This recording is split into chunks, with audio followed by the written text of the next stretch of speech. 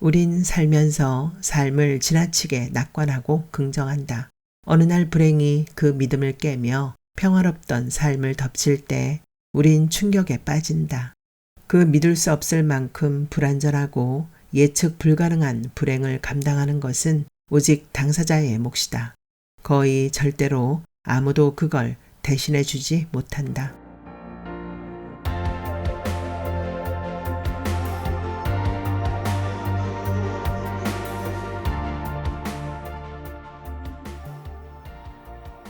다시 봄, 백봄.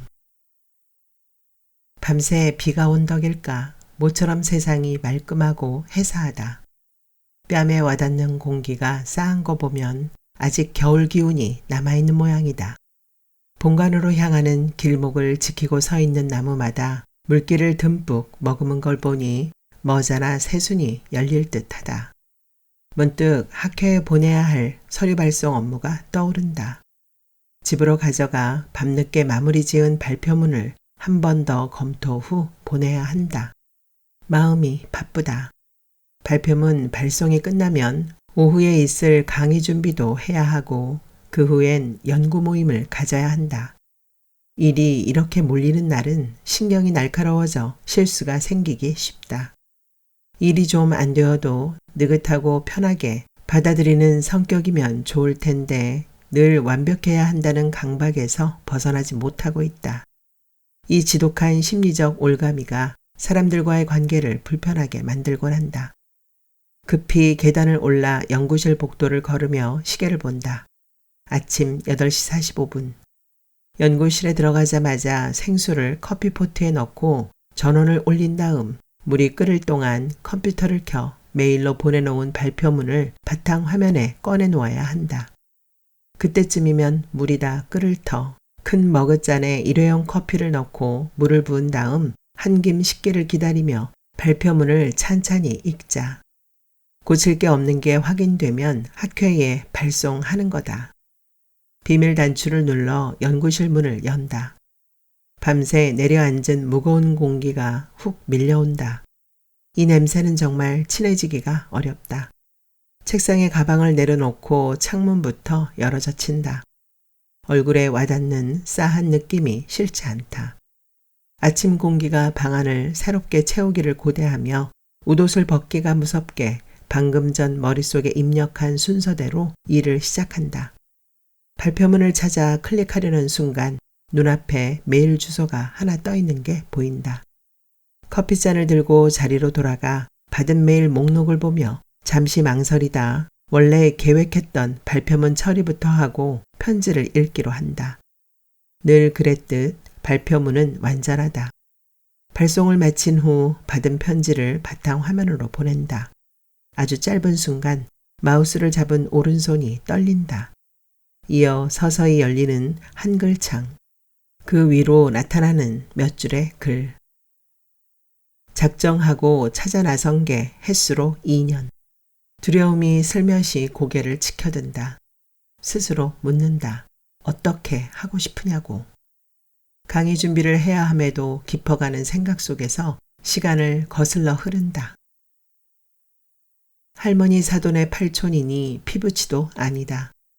그럼에도 우린 우리가 남이가를 읊조리며 어울렸다.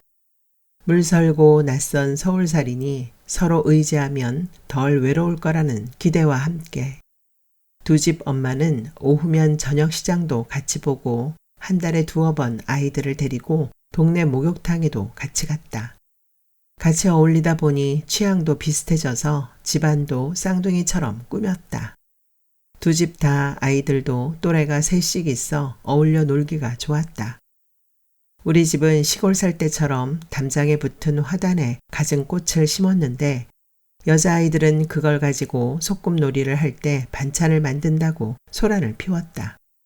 남자아이들은 해 떨어질 때까지 마당서 딱지치기나 구슬놀이를 했다. 겨울방학이면 6아이들이 두 집을 번갈아 가며 연탄불로 달아오른 건너방 아랫목에 배를 깔고 이야기책이나 만화책을 읽으며 보냈다.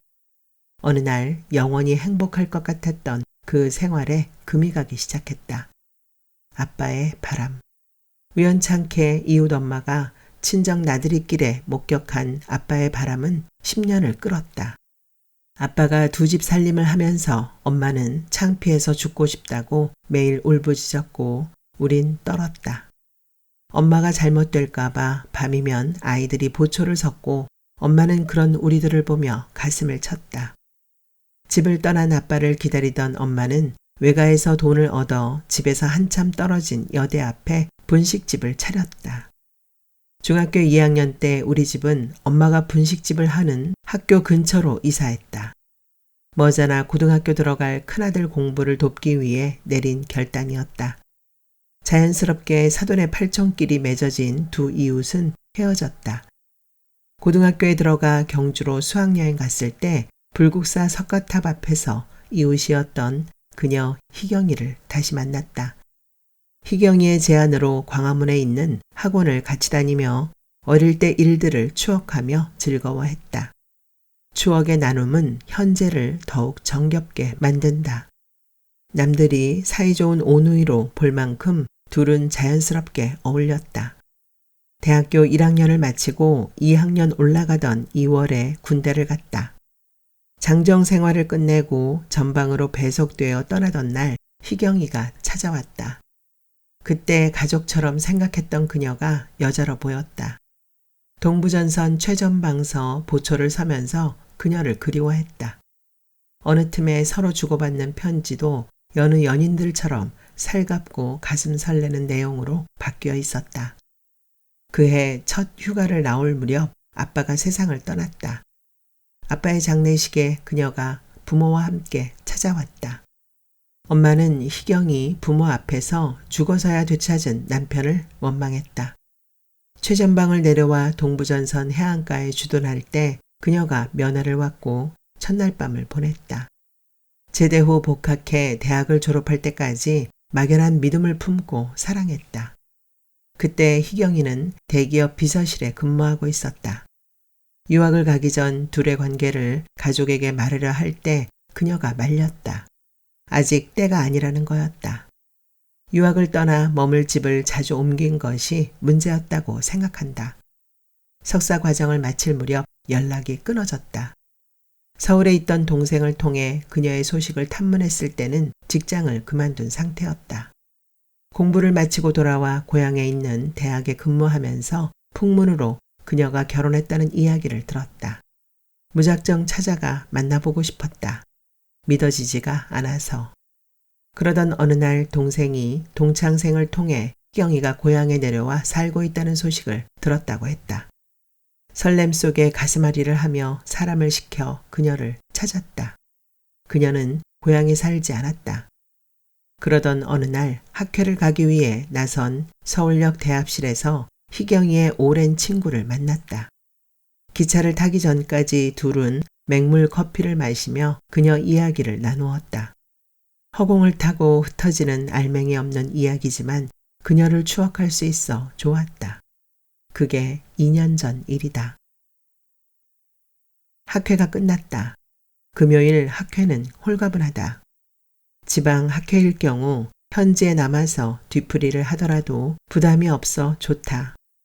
사람들과 헤어져 안압지를 찾는다. 보름이 갓이나 서일까. 하늘에 아직은 꽉 찬 달이 밝다. 조명으로 사방에 아련한 안압지를 천천히 걸으며 이어폰으로 백건우의 음반을 듣는다. 폴의 녹턴 3번. 부드럽고 섬세한 음감이 울려온다. 연못을 들여다본다. 크고 작은 파문을 이루며 비단 잉어가 짝을 이루어 솟구쳐 오른다. 물 위로 달빛이 짙게 들이운다. 뒤이어 어리는 얼굴. 연못 위를 향한 눈길이 흔들리는 게 보인다. 몸을 돌려 안압지 둘레길을 향한다. 조명이 되비치는 길을 따라 걸으며 포레를 다시 듣게 한다. 주머니에서 진동이 울린다. 학회 멤버다. 뒤풀이서 빠져나간 나를 찾는 사람이 있으니 와달라는 연락이다.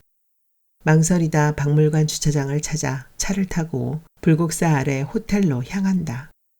깊어가는 밤길을 배웅하는 가로수 그림자가 마음속 깊은 곳에 살고 있는 그리움만큼 길다. 외국 가수가 노래하는 로비 라운지로 들어서자 반갑게 손을 흔드는 얼굴이 보인다. 집에 간 거 아니었어? 마음을 바꿨어요. 나는 멀뚱하니 후배를 바라본다. 같은 걸로 주문을 하며 의자 깊이 몸을 묻는다. 호텔 직원이 주문한 카프리를 가져오자 천천히 한 모금 마신다. 희경이와는 버드와이저 생맥주를 즐겨 마셨다. 대학에 들어간 지 얼마 되지 않아 그녀가 우리 학교를 찾아왔을 때 둘은 안주 없이 버드와이저를 마셨다. 그때 둘은 어울려 술을 마실 정도로 성장한 걸 서로 축하했다. 그날 나는 그녀가 소개팅 다녀온 이야기를 들으며 재미있어 했다. 그 이야기 끝에 남녀 사이의 우정이 존재할 수 있는지를 놓고 논쟁을 벌였던 기억이 새롭다. 둘은 딱 부러지는 결론을 맺지 못했다. 대신 남이야 어떻든 우린 어떤 상황이 오더라도 가족처럼 서로를 보살펴 주자는 약속을 했다. 후배가 말했다. 오늘 발표 좋았어요. 고마워. 저널에 선배를 인용해도 되죠? 새삼스럽게 왜 그래? 선배, 우리 연애할래요? 나는 찬찬히 후배를 바라본다. 완벽주의자는 자기애가 강하다. 그 성향은 애착하는 것에 대한 미련 또한 강함을 드러낸다. 난 완벽주의자다. 난 자기애가 강하다. 난 애착하는 것에 대한 미련이 강하다. 난 스스로 문제가 있음을 알지만 여기서 벗어날 수 없다. 심지어는 벗어나려 하지 않고 그것들을 껴안고 버틴다. 결혼 못한 남녀가 연애하는 거 바람직한 일 아닌가? 대답해야 해. 그때 아주 익숙한 반주가 흐르며 남자 가수가 여자 가수의 허밍에 맞춰 바람이 전하는 말을 부르기 시작한다. 문득 가슴이 울컥한다. 몸에 보이지 않는 어딘가에 숨어있는 슬픔이 몽땅 뛰쳐나오려는 듯하다. 혹시라도 그런 내 모습을 들킬까 싶어 급히 카프리를 들어 다 들이켠다. 부드러운 맛이 입속에 잠시 머물다 사라진다. 너 진한 연애 해본 적 있니? 선배 의외로 노골적이다. 그런 적 있냐고. 카프리 한 병에 털어놓을 이야기는 아니네요. 그럼 더 시켜서 먹을까? 후배가 손을 크게 들어 직원을 부른다. 왜 나는 종종 자기 감정에 충실하지 못하고 그걸 감추거나 안 그런 척 하는 걸까? 희경이와 그랬던 것처럼 후배와도 지금 얼마든지 허물없이 살아온 이야기며 살고 있는 이야기를 나눌 수 있는 것 아닌가? 그렇게 하지 못함은 상대를 믿지 못해서이다. 그뿐이 아니다. 그 빌어먹을 완벽주의에 사로잡혀 어떤 여자도 그녀만큼 완전하지 못하다고 믿는 망상을 피운다. 선배는 그런 연애 해본 적 있어요? 거짓말. 네가 믿고 싶은 말이 따로 있구나. 그런가?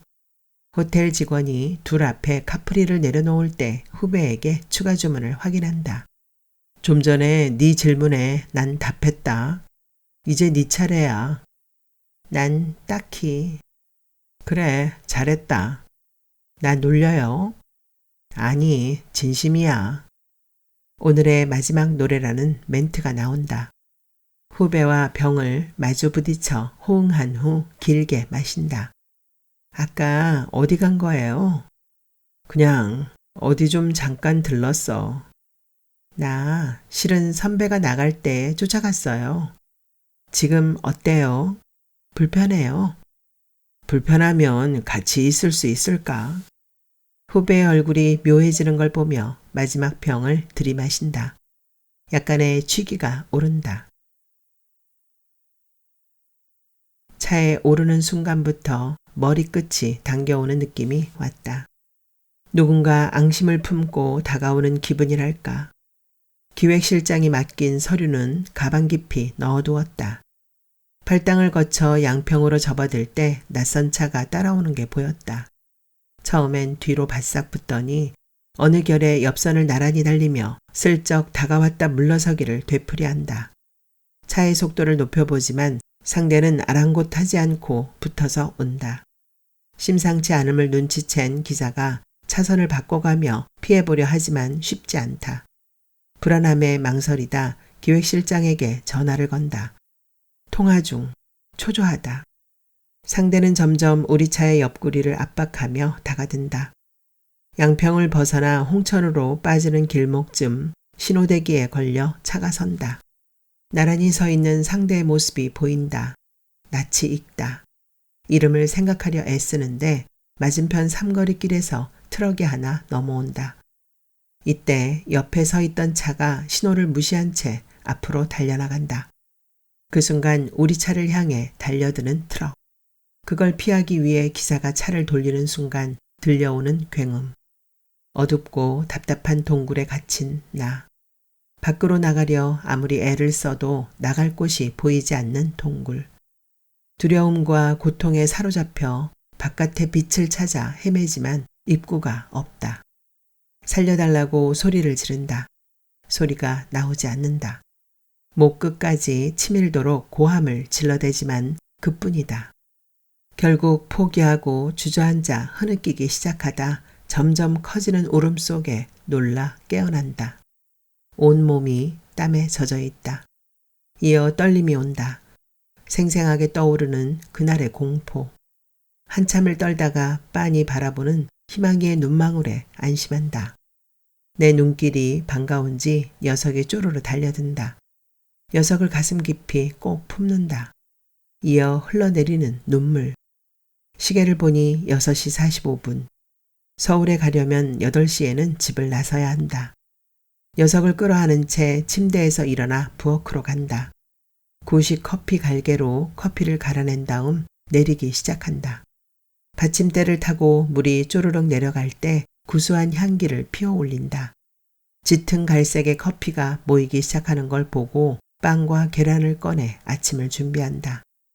빵과 계란을 지질 때 나는 냄새를 내보낼 겸 온 집안의 문을 다 연다. 날이 더워지려는 걸까? 안개가 내린 듯 희뿌욤하다.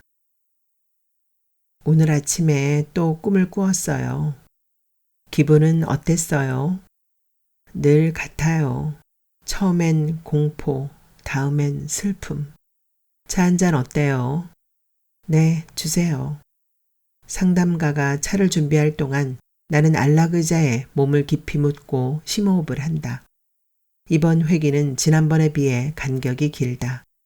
그만큼 회복이 된 셈인데 나는 여전히 힘들다. 여기 다즐링 좋아하시는 거로 준비했어요. 감사합니다. 이번에도 그때 그 일 그대로 꿈을 꾼 건가요? 네, 동굴에 갇힌 것만 빼고. 동굴에서는 어땠어요? 두렵고 고통스럽고 절망스러웠어요. 사고가 난 게 바로 이맘때쯤이던가요? 네. 난 사고가 난 첫 해를 떠올린다. 그땐 망가진 몸을 인정할 수 없어 힘들어했다. 되풀이되는 수술과 재활치료에 늘 화가 나 있었다. 눈만 뜨면 내 몸과 마음을 부셔버린 원인을 제공한 회사를 원망했고 사고를 일으킨 무리들을 저주했다. 가족들에겐 걸핏하면 짜증을 냈다. 사고가 난 몇 달 동안 가족들은 내게 일어난 일에 당황했다. 그들이나 나나 약한 인간일 뿐임을 서로 이해했더라면 상처받고 갈라서지는 않았으리라. 가족들은 예민한 나를 이해하려 애썼지만 내가 될 수는 없었다.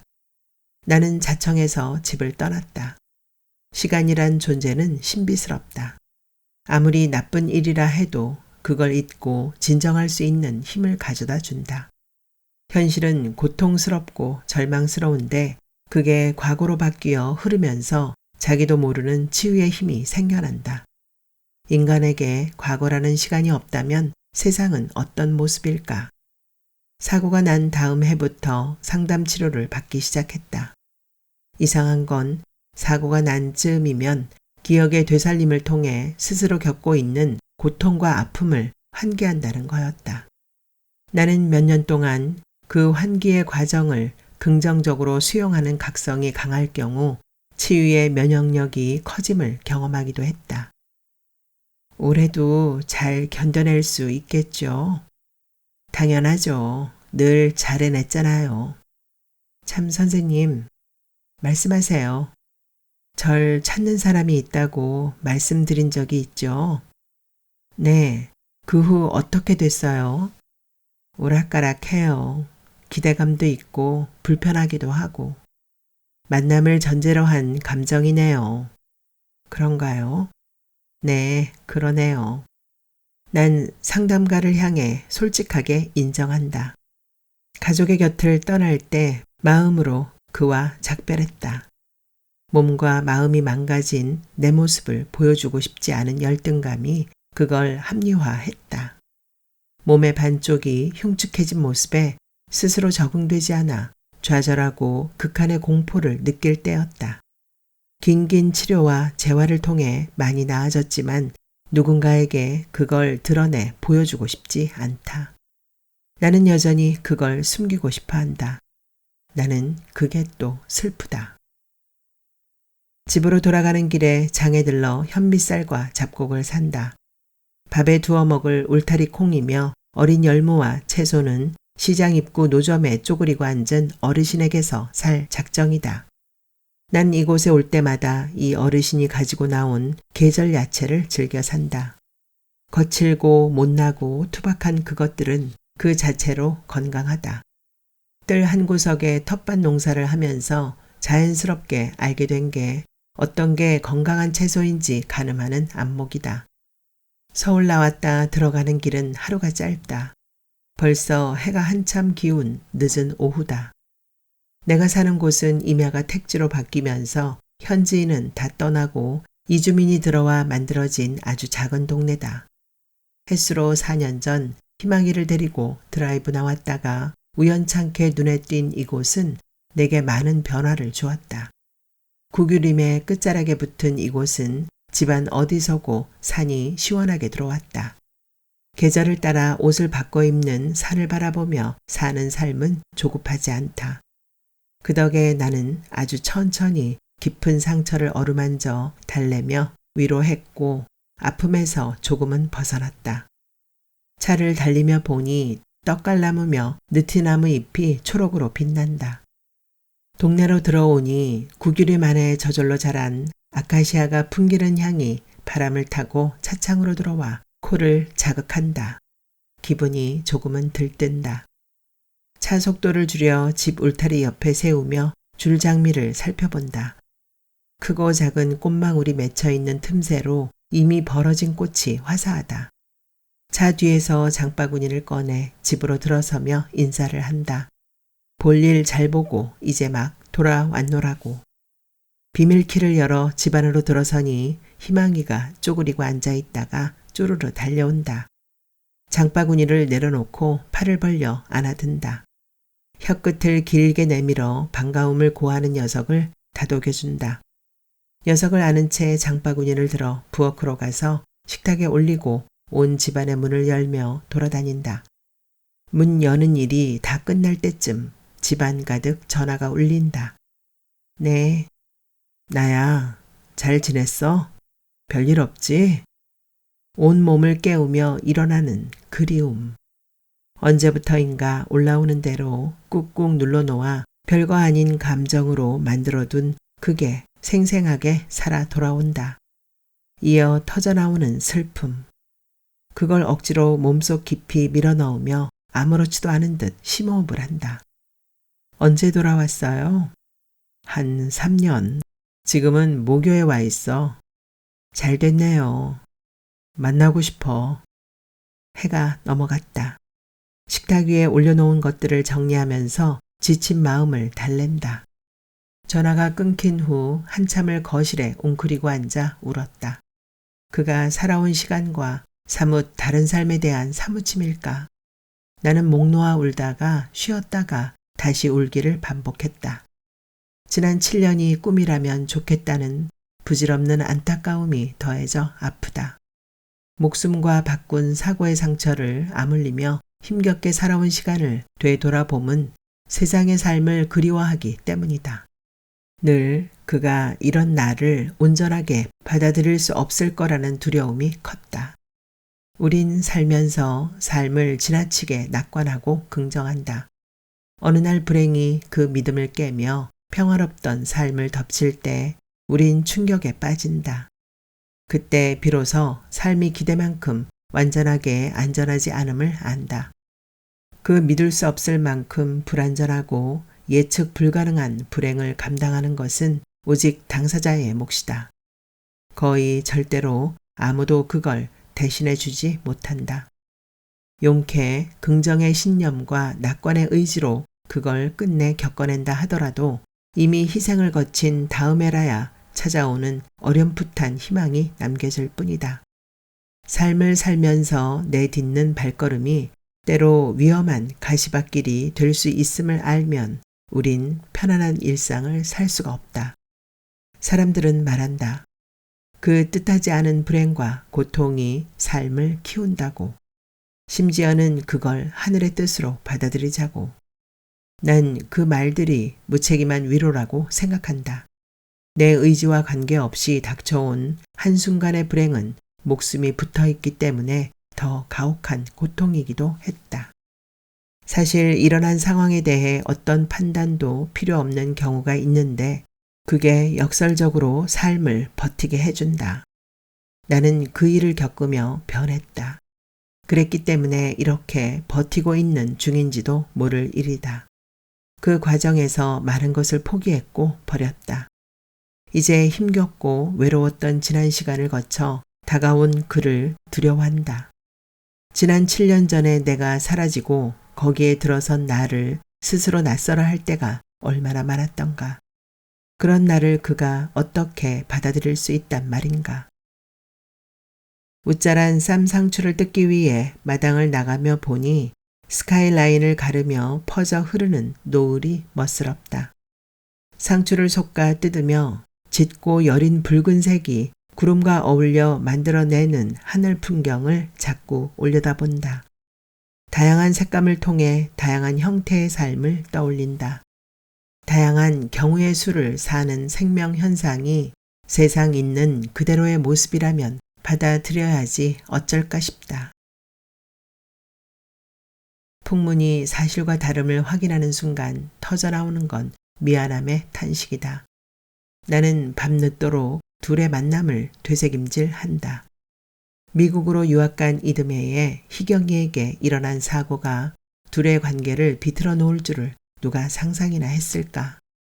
아무튼 나는 그녀를 힘겹게 만났다. 밀고 당기기를 몇 단 계속한 끝에 찾아간 집엔 그녀와 강아지만 있었다. 둘이 살기에 제법 커 보이는 그 집에서 나는 긴 이야기를 들었다.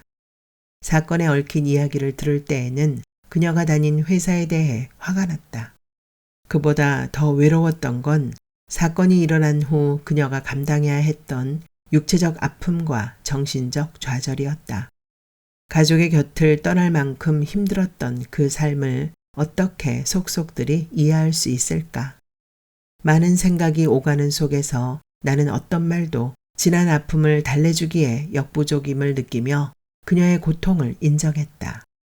그녀의 이야기를 들으며 나는 깊은 슬픔을 느꼈다. 집으로 돌아오면서 나는 그녀에게 품은 애착이 운명이라고 규정했다. 그녀의 곁에 끝까지 남아 있어야 할 유일한 사람이 나 자신임을 확신했다면 착각일까? 나 이제 막 집에 왔어. 내가 집에 도착해 전화를 주었을 때 그녀는 고맙다고 했다. 단지 전화를 해준 게 고마운 일일 수도 있지만 내가 그녀를 찾아준 것에 대한 답례일 수도 있다. 내가 사는 곳에 한번 와줄 거지? 기다릴게. 오고 싶을 때 와. 널 만나서 진짜 좋았어. 고마워. 내가 고맙지. 잘 쉬고 또 보자. 와줘서 정말 고마워. 나의 진심을 전하려 애쓰며 나눈 이야기지만 그녀가 보여준 긍정의 기미에서 반가움을 느꼈다. 어린 시절 이웃으로 살면서 우리가 남이가를 뇌리는 물론 감성 깊이 새겨준 두 집의 부모가 새삼 고맙다. 그녀가 나를 그리워하며 보냈는지는 알 수 없다. 모르긴 해도 그럴 정황이 없었을 게다. 그녀 말대로라면 육체의 반쪽이 으깨지고 허물어진 상태에서 오는 충격을 감당하는 것조차도 버거웠을 테니까. 마음을 닫아버린 그녀를 위해 내가 해야 할 일이 무엇일까? 나는 그녀의 생활 깊이 스며들고자 한다.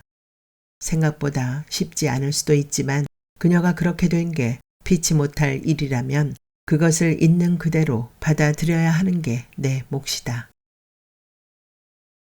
그가 떠난 다음 마음이 오그라드는 걸 실감한다. 그걸 흔히 자격지심이라고들 한다. 그는 학생 때보다 더 멋진 사람으로 거듭났다. 자기 성장과 사회적 성공의 징표가 행동에 새겨져 있었다. 나는 그에게서 그걸 분명히 보았다.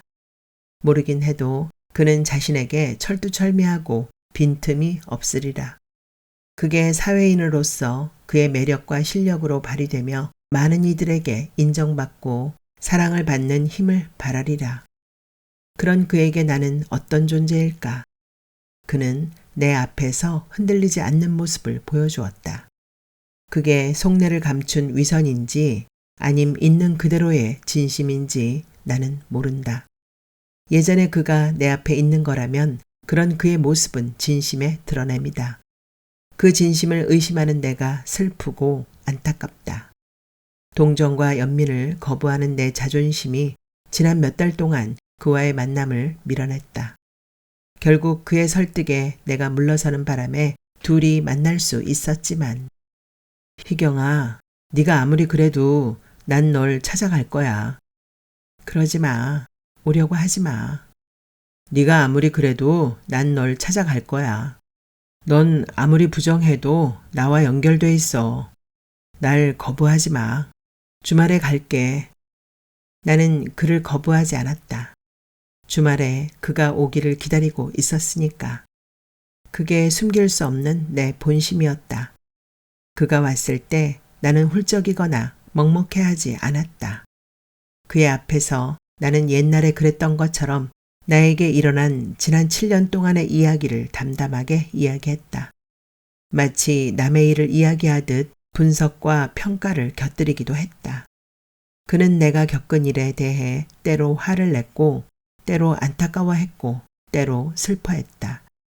그게 자연스러워서 둘 사이에 지난 시간의 공백이 없었던 것 같은 착각이 들 정도였다. 그가 내 집을 떠났을 때 느낀 서운함과 허전함은 무엇인가? 돌아와 나를 찾아내기까지 그가 품고 있던 그리움이 내가 그에게 지니고 있던 기대와 다르지 않음은 얼마나 놀라운가? 이제 나는 그에게 희망을 품어야 하는가? 그게 가능할까? 그가 나의 망가진 몸과 예민해진 마음을 받아들여 줄 수 있을까? 나와 맺어진들 결국 내 불구에 괴로워하고 힘들어하다가 도망갈 수도 있지 않은가? 육체의 망가짐이 정신의 피폐함을 가져오는 이 상황이 미칠 듯 괴롭다. 게다가 스스로 세상과 관계를 맺는데 끊임없는 불신을 품으면서 상대를 어떻게 행복하게 해줄 수 있을까? 내가 사는 곳에 한번 와줄 거지? 기다릴게. 오고 싶을 때 와. 널 만나서 진짜 좋았어. 고마워. 내가 고맙지. 잘 쉬고 또 보자. 옛날에 그랬듯 집에 도착한 그가 전화를 주어 내게 전하는 말 속에 따뜻함이 담겨 있음을 느끼며 나는 그만 주저앉는다.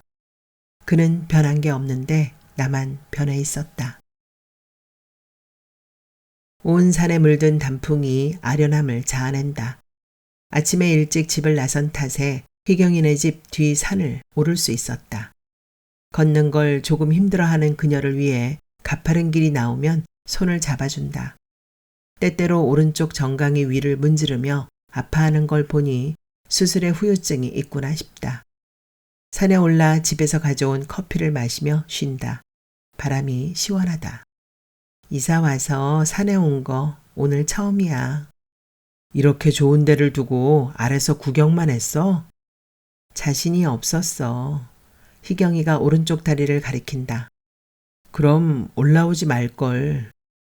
아니야. 덕분에 어떤 상태인지 확인도 했고. 만져봐도 돼? 순간 그녀의 얼굴이 굳어진다. 난 그녀를 난처하게 만든 건가 싶어 미안해한다.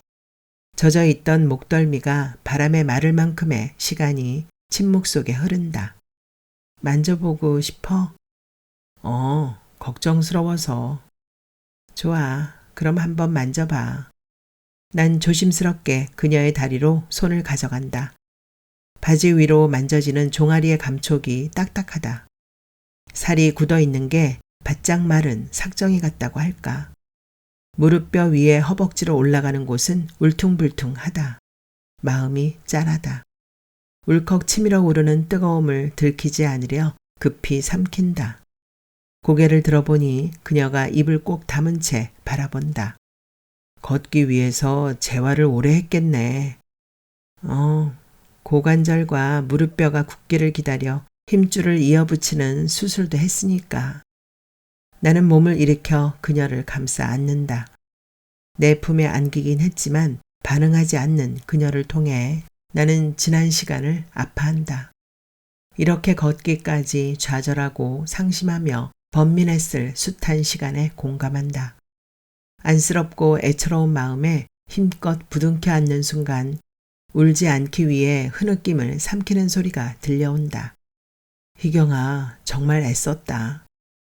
너랑 이런 시간을 갖게 될 줄 몰랐어. 그거 잊었어? 우리가 남이니? 내 좋은 시절은 다 갔어. 그런 말 하지 마. 내 품을 벗어난 그녀가 잠자코 산을 내려가기 시작한다. 나는 힘껏 손을 잡는다. 집에 돌아와 한 움큼 남아있는 해를 바라게 하며 둘은 와인을 마신다. 하고 싶은 말은 많은데 자꾸 목을 치밀어 오르는 울컥함에 그저 침묵으로 견딘다. 희경이도 말하고 싶은 게 있지만 망설이는 눈치다. 그녀의 손을 잡으며 말을 건넨다. 너 정말 날 내치려 했어? 그랬잖아. 그건 너 혼자만의 꿍꿍이었지. 난 내 몸에 적응을 하지 못하고 방황했어. 지금은? 나는 목이 감기는 걸 의식하며 간신히 말을 끌어올린다.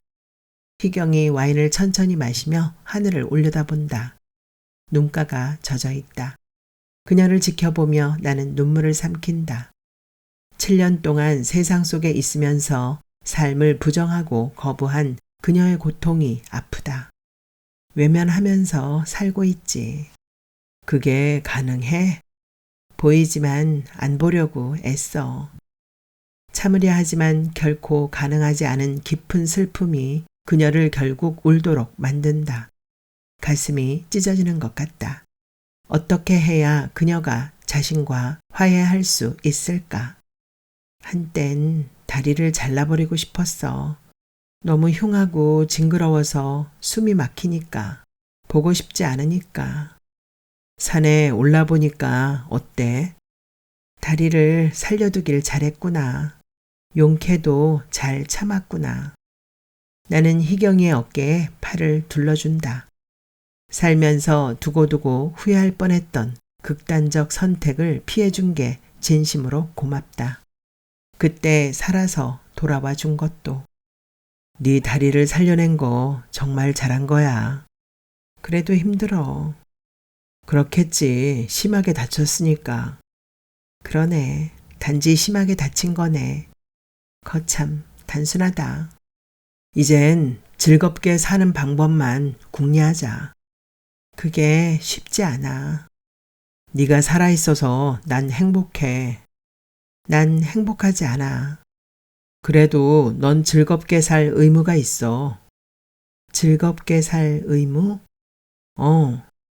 희경이 먼 하늘을 쓸쓸하게 바라본다. 7년간 세상과 그 세상에 남겨진 자신을 원망하며 남긴 상처가 깊게 느껴진다. 난 그녀를 세상으로 데려올 작정을 한다. 집을 나설 때만 해도 눈이 쌓였는데 이미 길이 다 말랐다. 차의 속도를 조금 높이며 라디오를 켠다. 진행자가 다가올 크리스마스의 설렘을 이야기하다 청취자 신청곡인 유재하의 우리들의 사랑을 소개한다. 노랫말이 어쩐지 익숙하다. 가깝게 어울려 지낼 때는 몰랐던 설렘을 수학여행 때 다시 만나 느끼면서 시작된 사랑. 그의 마음을 알고 싶어 안다라고 쉽게 삐치곤 했던 풋풋함이 아련하다. 잊고 있던 그 시절이 가슴을 스치면서 그와의 오랜 인연을 추억한다. 사고 후에 생긴 예민한 자격지심. 그게 그와의 관계를 회복시키는 변수다. 그의 희망이 나를 두렵게 만든다. 그분과는 어때요? 상담사와 지난 회기에 다룬 이야기를 확인하는 과정에서 그의 이야기가 나왔다. 나만 여전히 힘들어요. 그럼 그분도 힘들지 않을까요? 그렇겠죠. 지난번까지는 다친 다리를 그분이 만지게 한 거 후회한다고 했죠? 그 후에 또 만져보겠다고 하지 않아서 다행이에요. 상실감을 자기 애로 극복하는 숙제가 남았어요. 그게 참 어렵네요. 이 얼어붙은 감정을 녹이는 게 쉽지 않아요. 그분과 맺어진 이야기 좀 해볼까요? 그가 우리 집 옆으로 이사 온 건 집안끼리 친했기 때문이었다. 그의 아빠가 국방부로 발령받으며 서울로 올라온 그는 시골서 살다 온 아이 같지 않았다. 강재범. 뽀얗고 환한 얼굴에 훤칠한 그는 내 마음을 사로잡았다. 두 집을 오가며 아이들끼리 잘 어울렸기 때문에 우린 자연스럽게 가까워졌다. 초등학교 때까지는 늘 손을 잡고 학교를 같이 다녔다. 친구들은 둘이 사귄다고 놀렸지만 우린 아랑곳하지 않았다. 중학교에 들어가면서 둘은 조금 거리가 생겼다. 다니는 학교가 다른 탓도 있었지만 사춘기 영향이 컸다. 어릴 때처럼 스스럼 없이 어울리기엔 뭔가 불편한 게 있었다. 그런 둘을 두고 부모님과 동생들이 놀렸다. 어느 때부터인가 둘은 서로를 피해 다녔다. 그러던 어느 날 그의 집이 이사가면서 둘의 곰살궂던 유년 시대는 작별을 고했다. 그때 몇 달을 두고 서운함에 눈물을 짓곤 했던 기억이 떠오른다. 시간이 흘러 고등학생이 되었을 때 둘은 경주 수학여행길에서 우연하게 다시 만났다. 그때 난 그 아이에게 빠졌다. 나는 자연스럽게 그에게 다가갔다. 사돈의 팔촌이니 둘이 연애한들 아무도 탓할 수 없을 터. 내 의도를 모르는 그는 그냥 하자는 대로 따라왔다. 당돌할 만큼 발칙하고 겁없는 사랑을 하면서 나는 행복했다. 그에게 뒤지지 않으려 공부도 열심히 했다. 대학에 들어가서는 그를 영원히 나에게 묶어두려는 꿍꿍이를 품었다. 맹목에 가까운 내 순수 열정을 그는 놀라워했다. 그 열정은 그가 군대에 가 있을 때 기다렸다는 듯 폭발했다. 우린 연인이 되었다. 그 후 그는 유학을 떠나면서 가족들에게 둘의 관계를 알리려 했다. 그때 그의 소망을 훗날로 미룬 내게 사고가 생겼다. 그 일은 나를 세상에서 비켜나도록 했다. 상담사는 내 이야기를 귀담아 듣는다. 이야기를 하면서 나는 옛일을 그리워한다. 동화처럼 예쁜 사랑이네요. 그런가요? 두 분은 다른 사람을 쉽게 사랑할 수 없겠어요. 왜요? 곰살궂은 유년기의 사랑부터 열정을 나눈 청년기의 사랑까지 두 사람의 친밀한 사랑을 대신해줄 누가 있을까요? 의식 깊은 곳에 새겨진 그 사랑 이어가세요. 내 불구를 다 내려놓는 게 쉽지 않네요. 그분이 그랬다면서요. 즐겁게 사는 방법만 궁리하자고. 그렇지만 연인을 찾은 걸 행복해하는 그분께 의지하세요. 희경 씨가 싹 틔운 사랑을 이젠 그분이 나서서 열매를 맺도록 해주세요. 어쩜 희경 씨가 겪은 일이 두 분의 성숙한 삶을 예비한 건지도 모르죠. 생각에 빠져 있느라 잠시 놓쳤던 라디오 소리가 다시 들려온다. 신청자 사연이 끝나가는 중이다. 이어 유열의 지금 그대로의 모습으로가 흐른다. 때로는 그대 마음에 슬픔의 그늘이 드리우고 때로는 나의 마음에 아픔의 계절이 찾아와도 소중한 우리들의 진실 이슬처럼 반짝이네. 간주가 흐르고 이어지는 노래에 가슴이 먹먹하다. 노래가 마음에 진하게 스며들면 우리들 사랑과 닮았기 때문일까. 차 안을 가득 채우는 흐느낌 속에 나는 둘의 사랑을 외면한 지난 시절을 미안해한다. 전화가 울린다. 그의 전화다. 블루투스를 켜며 신호대기가 끝난 교차로를 돌아 나간다. 지금 가고 있는 중이야. 네가 우리 집을 온다는 게 왜 이리 설레냐? 뭐 필요한 거 없어? 없어. 그냥 오기만 해. 알았어. 조금 있으면 도착하니까. 전화가 끊기고 묘한 기분을 느낀다. 그가 이사한 후 허전함에 부대끼다 차츰 그 감정을 잊을 때쯤 수학여행길에 재회하면서 느낀 그 기분과 닮았다. 여러 학교가 함께 몰려든 불국사 경내의 다보탑과 석가탑 사이에서 사진을 찍기 위해 기다리고 있을 즈음 그를 발견했을 때 나는 눈에 눈물이 가득 고이는 반가움에 떨었다. 아마도 그를 마음속 깊이 그리워했던가 보다. 그에게 다가서면서 온몸으로 환호할 때 사람들은 나를 이상스럽다는 듯 보았지만 나는 아랑곳하지 않고 그를 붙잡았다. 그의 친구들이 야유하는 틈 속에서 우린 포옹했다. 그때 그 감정이 다시 살아온다. 비밀 단추를 눌러 연구실 문을 연다. 밤새 내려앉은 무거운 공기가 훅 밀려온다. 창문부터 열어젖힌다. 아침 공기가 방 안을 새롭게 채우기를 고대하며 웃옷을 벗기가 무섭게 방금 전 머릿속에 입력한 순서대로 일을 시작한다. 컴퓨터가 켜지자 인터넷 창을 찾아 연다. 발표문을 찾아 클릭하려는 순간 눈앞에 낯익은 메일 주소가 보인다. 메일을 클릭한다. 고향을 찾은 희경이가 찍어보낸 매화의 자태가 아름답다. 매화가 예쁘게 피었어. 푸른 하늘을 벗삼아 밝고 맑은 웃음을 보여주는 아이들. 닮고 싶어. 그녀가 보여주는 마음 한 갈피를 소중하게 품에 안는다. 이제 이틀 후면 볼 텐데 꽤 먼 곳에 간 듯 허전하다. 지난 석 달 매일 전화하고 자주 만나 시간을 함께 보내면서 그녀가 내게 다가서는 걸 지켜보았다. 난 그녀가 닫아 걸었던 삶의 빗장을 풀어준 걸 고마워한다. 그녀를 주저앉힌 아픔, 슬픔, 고통, 불행의 문을 차근차근 열도록 돕고 싶다. 둘에게 시간이 필요함을 안다. 7년의 다리를 건너 내게 곁을 준 그녀를 안으며 안도한다. 둘만의 꿈을 꿀 수 있는 기회가 왔으니까. 민희경. 처음 만났을 때 눈을 빛내며 나를 빤히 바라보던 모습이 지금도 선하다. 나는 그때 그 아이를 마음에 담아두었다. 나는 그 아이를 지켜보며 꿈을 가졌다. 어쩌면 내 마음에 자그마한 소망이 지금껏 둘을 이어주고 있는 건지도 모른다.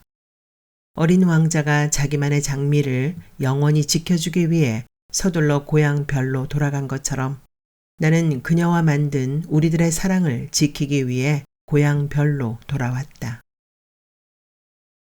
뭐 하세요?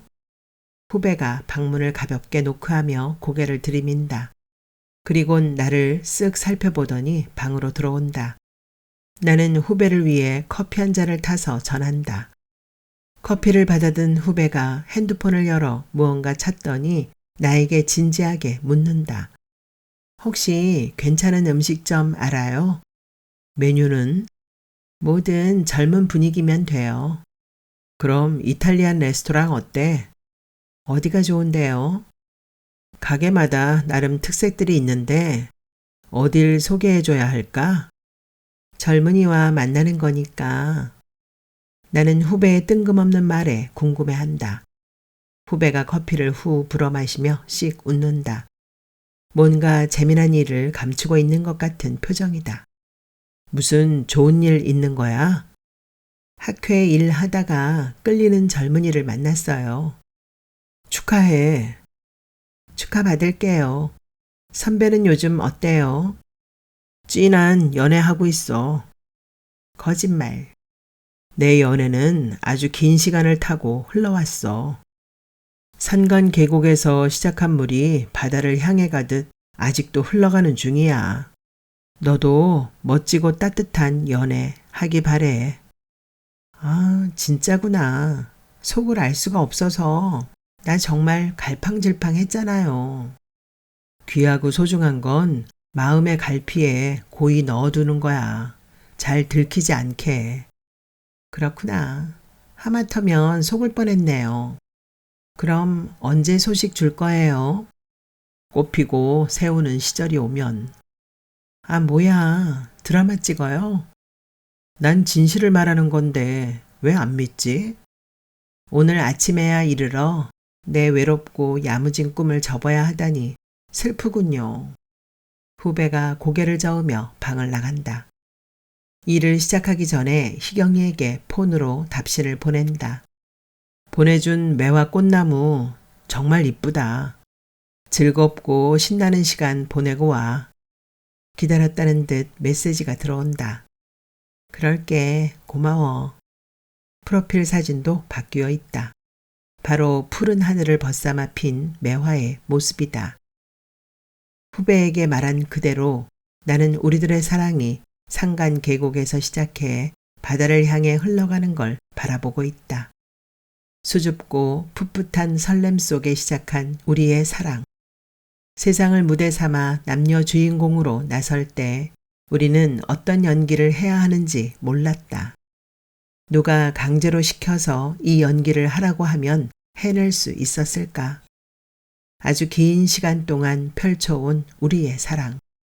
무대 위 우리들의 사랑은 아직 끝나지 않았다.